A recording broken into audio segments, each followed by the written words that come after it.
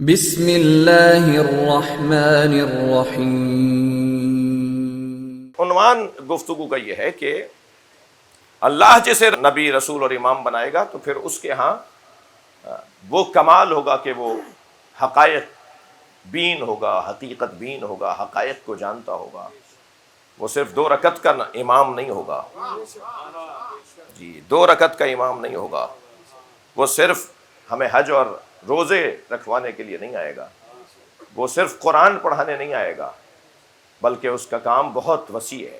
اس کا کام انسان بنانا ہے، اس کا کام معاشرہ سازی ہے۔ البتہ دقت میرے ساتھ ہے، میں آمادہ ہو رہا ہوں آپ کی دقت کی وجہ سے۔ البتہ 2 رکعتی امام، میں تو اس ممبر کی ترجمانی کروں گا نا۔ جو میرے بھائی میرے مہمان آئے بیٹھے ہیں وہ ہماری بات بھی تو سنیں۔ ظاہر ہے وہ سنتے آتے ہیں سال بھر، تو کبھی کبھی جب یہاں تشریف فرما ہیں اور ہمارے عزیز ہیں، ہماری جان ہیں، تو ان کو کچھ پیغام یہاں سے جائے گا۔ 2 رکعت نماز فقہ ہے، اہل بیت میں وہی پڑھا سکتا ہے جو عادل ہو، جبکہ جماعت کی نیت پیچھے کھڑے ہونے والے کو تو کرنا پڑتی ہے، آگے کھڑے ہونے والے کو نیت کرنا ضروری نہیں ہے۔ میری مراد پیش نماز یہ نیت نہیں کرے گا کہ میں جماعت، سوائے نماز جمعہ کے، سوائے نماز عیدین کے، نماز عیدین اور نماز جمعہ کے علاوہ روزانہ پنجگانہ نمازوں میں پیش نماز کے لیے ضروری ہی نہیں ہے کہ وہ یہ نیت کرے کہ میں جماعت پڑھا رہا ہوں۔ لیکن جو پیچھے نماز پڑھ رہا ہے اسے 2 رکعت نماز کے لیے نیت کرنی ہوگی کہ میں جماعت سے پڑھ رہا ہوں۔ وہ مسئلہ اگر اپنی بھی پڑھ رہے ہیں نا اور 4 آدمی پیچھے کھڑے ہو جائیں تو جماعت ہو جائے گی، ٹھیک ہے؟ تو انہیں جو 2 رکعت کا امام ہے اس کا عادل ہونا ضروری ہے۔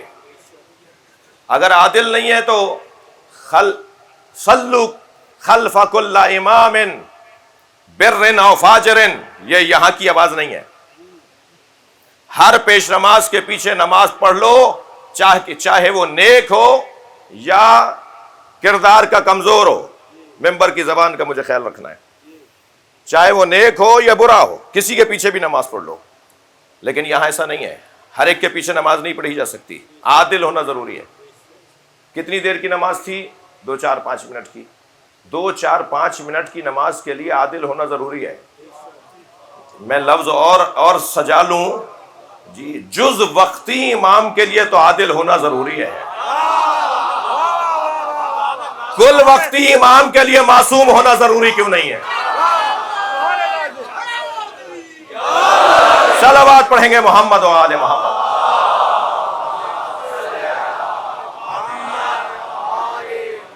بھائی دقت چاہوں گا، ایک بات میں نے کر دی ہے، اسے کچھ اور اس سے ایک پیغام میرے ذہن میں آ رہا ہے۔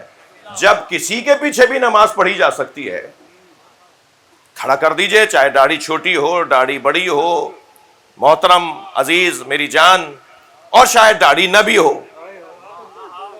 جی حدیث تو یہ کہہ رہی ہے، جو میں نے کما نقل اپنے بیان کیا کہ ہمارے یہاں ہمارے بھائیوں کے یہاں یہ ہے، تو چاہے داڑھی نہ ہو اس کے بعد بھی آپ پیچھے نماز پڑھ لیں، ٹھیک ہے؟ تو جب کسی کے پیچھے بھی نماز پڑھی جا سکتی ہے تو یہ کون سی فضیلت ہے کہ علی نے کسی کے پیچھے نماز پڑھی؟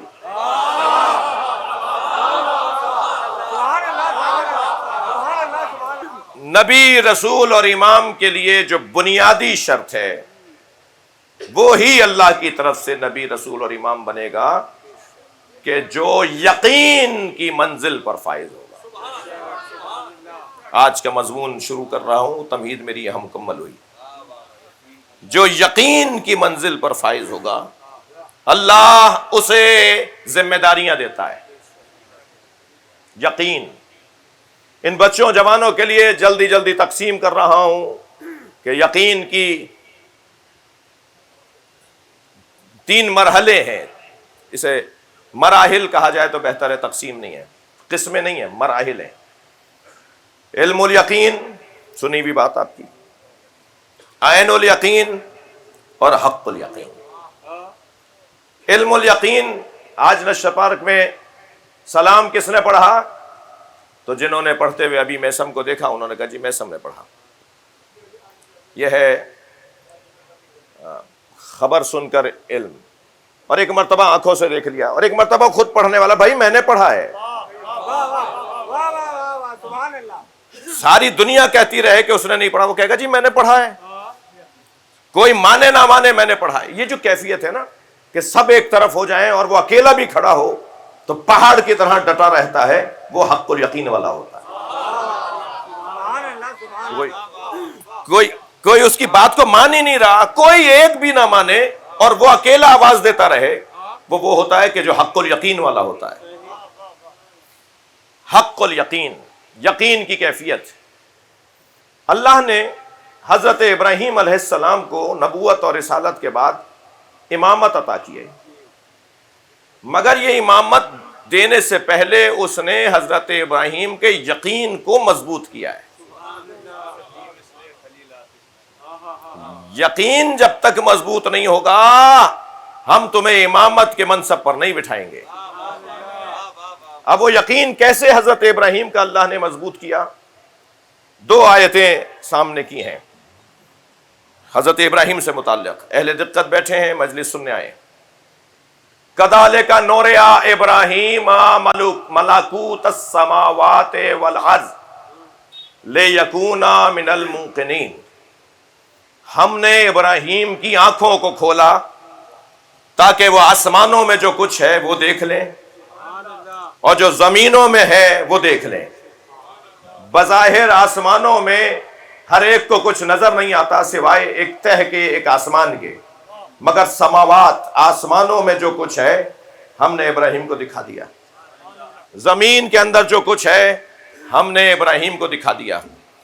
اور کیوں؟ لیکون من المؤمنین، اس لیے ہم نے ابراہیم کو آسمانوں اور زمینوں کی ساری چیزیں دکھا دیں تاکہ ابراہیم یقین کرنے والوں میں سے ہوں۔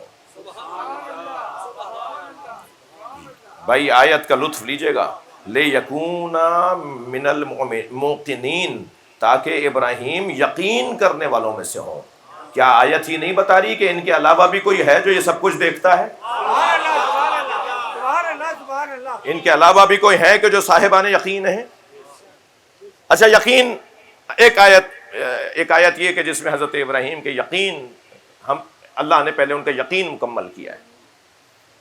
ایک دفعہ تو خود کہہ دیا انہوں نے، دقت ہے، ایک دفعہ تو خود فرما دیا حضرت ابراہیم نے، یا اللہ رب کیفا تحیی الموتى ارینی رب ارینی کیفا تحیی الموتى، یا اللہ مجھے دکھا، میری آنکھوں کو دکھا کہ تو ان مردوں کو زندہ کیسے کرے گا۔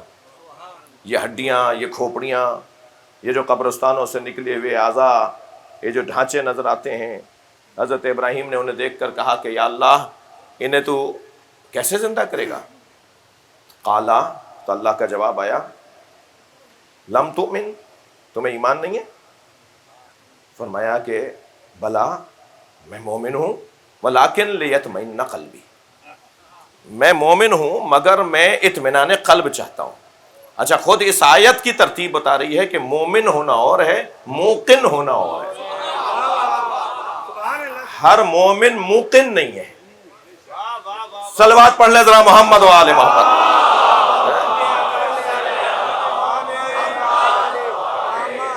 میں اپنے مضمون سے دور ہونے کا خوف رکھتا ہوں، ورنہ ایمان کے درجے بیان ہو تو اور تھوڑا سا روشن ہو جائے مفہوم، کہ ہر مومن موقن نہیں ہے، ہر مسلمان مومن نہیں ہے، ہر انسان مسلمان نہیں ہے، ہر چلتا پھرتا انسان نہیں ہے۔ خبردار، جس کے دو ہاتھ پیر ہوں، جس کا حلیہ آپ جیسا ہو، اسے انسان نہ ماننا، یہ علی مولا کی زبان ہو رہی ہے۔ علی مولا فرما رہے ہیں میتیں دو طرح کی ہوتی ہیں، کچھ افقی میتیں ہوتی ہیں، کچھ عمودی میتیں ہوتی ہیں، کچھ لیٹے ہوئے جنازے ہوتے ہیں، کچھ چلتے پھرتے جنازے ہوتے ہیں۔ جن کا ضمیر مر گیا ہو وہ زندہ کب ہے؟